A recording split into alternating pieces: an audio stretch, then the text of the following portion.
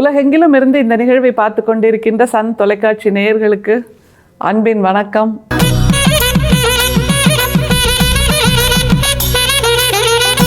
வள்ளல் பெருமான் சொல்லுகின்ற ஒரு கருத்து இன்னைக்கு ரொம்ப ஆச்சரியமாக இருக்குது, வியப்பாக இருக்குது. இப்படி கூட சிந்தித்திருக்க முடியுமா 19ஆம் நூற்றாண்டில் அப்படிங்கிற மாதிரி ஒரு புல்லரிப்பை தருது. ஏன்னா அத்தனை நூற்றாண்டாக நமக்கு சொல்லப்பட்ட அந்த கட்டுக்கதைகளை உடைத்தெறிகிறார் இந்த பத்தியில். ரொம்ப ஆச்சரியம். புதிதாக யோசிக்க வேண்டும், மாற்றி யோசி அப்படின்ற ஒரு கருத்தியல் இருக்குல்ல, அப்படித்தான் சொல்வதை அப்படியே கேட்டுக்கோ, கேள்வி கேட்காதே என்பது ஒரு வகை. ஆனால் அப்படி இல்லாமல் சொல்லப்படுகின்ற எல்லாவற்றையும் கேள்வி கேள் என்பது இன்னொரு வகை. அந்த கேள்வி கேட்கின்ற வகையைத்தான் நமக்கு வள்ளல் பெருமான் கற்றுக் கொடுக்கிறார் இந்த பத்தியில். அதுவும் எதை பற்றி தெரியுமா? நம்ம எல்லாருமே படிச்சிருக்கோம். அந்த பார்க்கடல் கொண்ட அந்த இறைவன் அல்லது பார்க்கடலை கடைந்த போது அமுதம் வந்தது, விஷம் வந்தது, ஆலகால விஷம் வந்தது, அமுதம் வந்தது, இதெல்லாம் நமக்கு தெரியும். அப்படின்னா அது இருந்துதா அப்படின்னு ஒரு கேள்வி வருதில்ல, அது கற்பனையா அப்படின்னு ஒரு கேள்வி வருதில்ல, அது எழுதப்பட்டதா புனையப்பட்டதா அப்படிங்கிற கேள்வி வருதில்ல. அதற்கு நம்முடைய வள்ளல் பெருமான் ஒரு புதிய விளக்கத்தை கொடுக்கிறார். நாம் எல்லாரும் பார்க்கடலை சுமந்துட்டுருக்கோம் அப்படிங்கிற ஒரு உணர்வை கொடுக்கிறார் இந்த பத்தியின் மூலமாக. நாம் பார்க்கடலை சுமக்கிறோமா? எங்கெங்க அப்படின்னு கேட்குறீங்களா? இந்த பத்தியை முதல்ல படிக்கலாம், அப்புறம் நமக்கே புரியும். இந்த உபதேச குறிப்புகள்ங்கிற பத்தியில் விஷ்ணு அப்படின்னு எழுதியிருக்கார். அதாவது அந்த பார்க்கடலை கடைந்த கதையை நாம் எப்படி புரிந்து கொள்ள வேண்டும் விஞ்ஞானபூர்வமாக அப்படின்னு வள்ளல் பெருமான் சொல்லும்போது ஒரு நிமிஷம் கன்னத்தில் கை வச்சு யோசிச்சு பார்க்கலாம். சரிதானே, இதுதானே உண்மை அப்படின்னு தோணும். பாருங்களேன், பாருங்க அந்த பத்திய. ஆகாரம் உண்ட உடனே ஜீரணமாய் பால் வண்ணமாக ஆகார பையில் வெண்மை நிறமாக இருப்பது திருப்பார்க்கடல் என்றும், அதனடியில் உண்டாகும் பசி தீவிர சக்தியாகிய உஷ்ணம் வடவாமுகாக்கினி என்றும், இரண்டிற்கும் மத்தியில் உண்டாகிய சீதளம் விஷ்ணு பள்ளி கொண்டது என்றும் சொல்லுவது. திருப்பார்க்கடலில் விஷ்ணு பள்ளி கொண்டது இதுதான். திருப்பார்க்கடல்ல விஷ்ணு பள்ளி கொண்டார், பாம்பு படுக்கையில பள்ளி கொண்டார். அப்புறம் வாசுகிங்கிற பாம்பை மத்தாக பிடித்து பார்க்கடலை கடையும் போது தேவர்களுக்கு அமுதம், அசுரர்களுக்கு ஆலகால விஷம் கிடைத்தது அப்படின்னு எல்லாம் சொல்கிறாங்கல்ல. இப்போ இந்த உவமையை அப்படியே யோசிச்சு பாருங்க, சரியாக இருக்கும். அவர் என்ன சொல்கிறாரு? நம்ம வயிறு தான் திருப்பார்க்கடல். நீங்கள் விஞ்ஞானபூர்வமாக மருத்துவர்கள்ட்ட கேட்டாலும் இது கரெக்டுன்னு தான் சொல்கிறாங்க.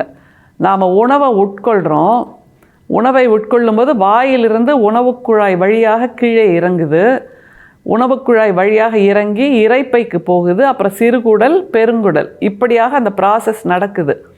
இந்த உணவை ஜீரணிப்பதற்கு முதல்ல என்ன தேவை அப்படின்னா, நாம் எதை மிக துச்சமாக நினைக்கிறோமோ அதுதான் தேவை. அதாவது வாயில் ஊறுகின்ற உமிழ்நீர், எச்சில்னு சொல்லுவோம்ல, இதுதான் உணவை சீரணிப்பதற்கான மிக அத்தியாவசியமான தேவை. இந்த உமிழ்நீர் இல்லை என்றால் உணவு சீரணம் ஆகாது.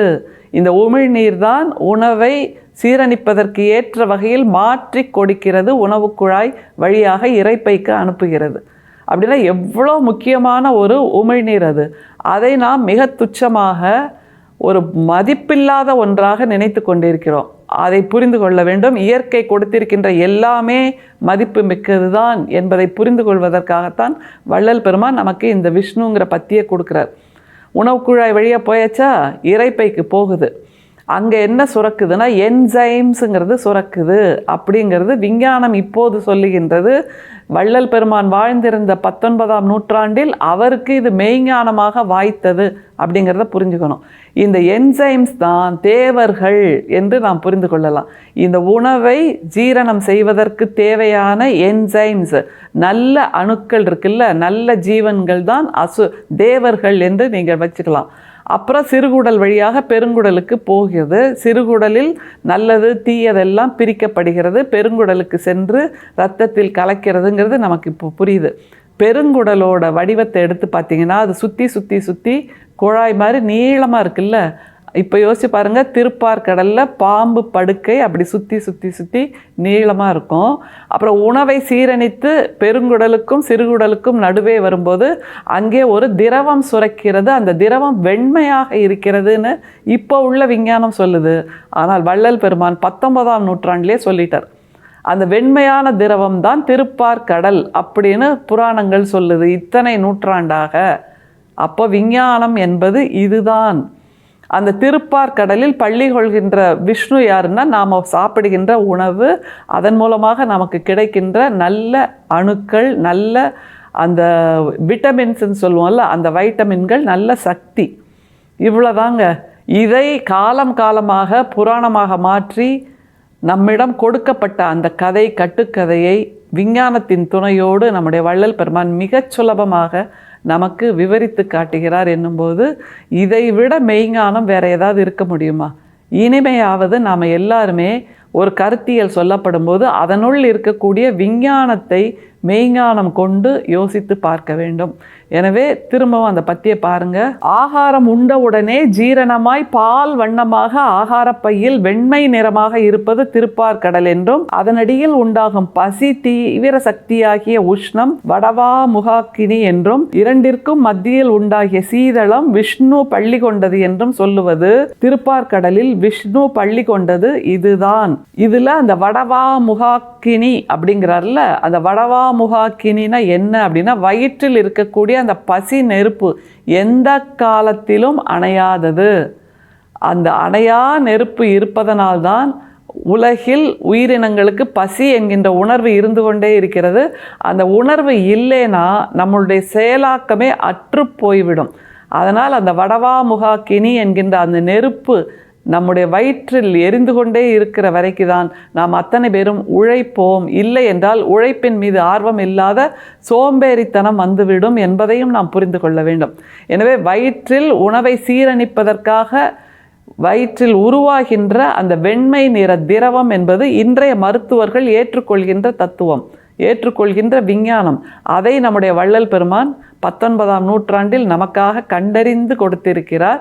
எனவே அதுதான் திருப்பார்கடல். பெருங்குடல் சிறுகுடல் இரண்டும் வயிற்றை சுற்றி சுற்றி சுற்றி வருவதை இப்போது படத்தை வைத்து பாருங்கள். அது ஒரு பாம்பு படுக்கையாக நமக்கு தோன்றும். அதில் அங்கங்கே கொஞ்சம் கொஞ்சம் கலரெல்லாம் சேர்த்து ஒரு புராணமாக கொடுத்தாயிற்று. இந்த என்சைம்ஸ் என்பதுதான் தேவர்கள். ஏனென்றால் அவர்கள் நல்லது செய்கிறார்கள், உணவை சீரணிப்பதற்கான ஒரு கருத்தியலை அல்லது ஒரு தொழிலை செய்கிறார்கள் என்னும்போது அந்த என்சைம்ஸ் தான் தேவர்கள்.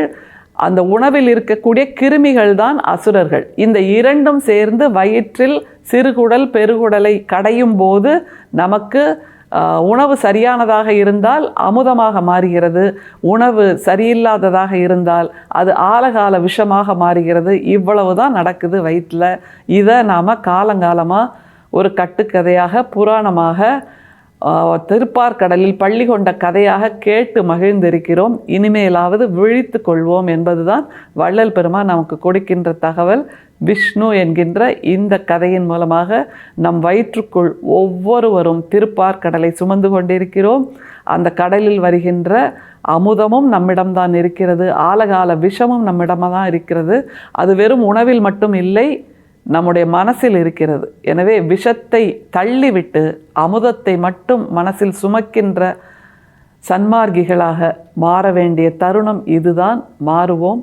சன்மார்க்கிகளாக மாறுவதன் மூலமாக உலகத்தை நேசிக்கவும் பாசம் காட்டவும் தகுதியுள்ளவர்களாக நாம் மாறுவோம் என்பதுதான் உண்மை. விஷ்ணு என்று சொல்லி நம் கண்ணை திறந்த அந்த வள்ளல் பெருமானை வணங்கி விடைபெறலாம். அருட்பெரும் சோதி, அருட்பெரும் சோதி, தனிப்பெரும் கருணை, அருட்பெரும் சோதி. மீண்டும் சந்திப்போம். நன்றி, வணக்கம்.